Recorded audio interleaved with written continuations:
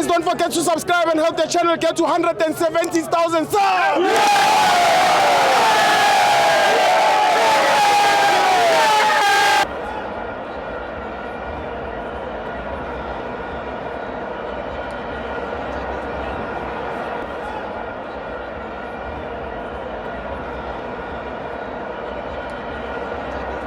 Welcome to Amapenzo to TV. It's the African Cup of Nations. Egypt 1, Bafana 0. I'm joined by B2. That's two. Yeah, sure.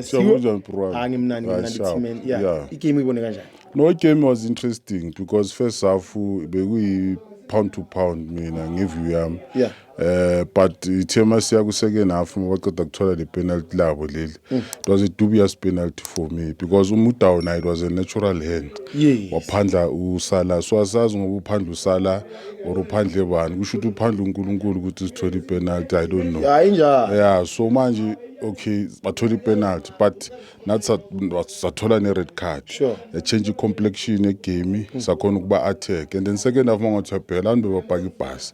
The only problem engibonile lapha ukuthi nje the refing decisions it's questionable. Singakhala sithi basorobile singakhala sithini but it was very questionable for me. Yeah. But also must be a rule book but lo muntu njomba will wearing a natural hand that's why ibhola lile ba i-referee lentuzana ngabagaya ingasigaya ngepenalty. Sure.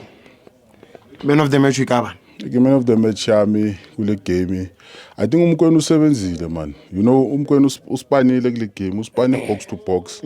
Wapusha wayenza sure ukuthi ne second ball but I mistake yethu siyenzile thina first half besiba allow ukuthi shoot masibamba ibhola because press bathatha ibhola kusho ukuthi thina bekufanele ngabe singadlali 3 touch bebe sidlali ama 1 touch or 2 touch so that mabaza kuwe uyal move then nalo liphamba uyal move so labantu into abayenzile ngoba bayasazi ukuthi we are a ball playing country that's why masibamba ibhola bebas press abalithatha ibhola ba move mara nathi sikwazi ukucounter that sikwazi ukuthi nathi kusithola ibhola so that's why ngithi first half was a game was interesting, very interesting because nathi besibabambile into esikhawathile nje le penalty yabo le bayitholile isikhawathile like yeah so manje asazi ukuthi sizwe analyze indaba yabo ukuthi penalty or asi penalty but ukusalayo bayitholile nathi bashiya penalty but I think ibhola beselidlala nabo laba khona babonile ukuthi hayi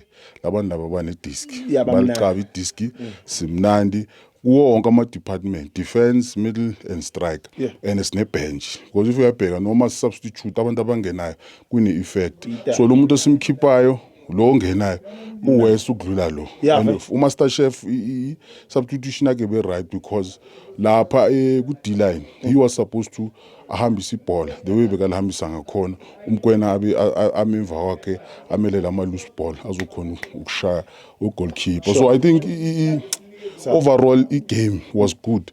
The only thing just hluleke nje ukukora because of bebapaka ibhasi and yazi ke ama-Egyptian mabapaka ibhasi balipakile bebadlala igame le shoot le game bebadlala neZimbabwe was the same game but Monday hayi sizimele siZimbabwe sidile nayo siyazihlaba leziya sishafe zokuchemela siyazivithiza siyadlula asina choice nabo mele ba-understand ukuthi phela bona bakawina bane lose ne draw ngithi thina sine win ne lose so Monday mele sibashaya at least 2-0 basigayithuni 3-0 sidlule kulentuzana la 16. Thank you team.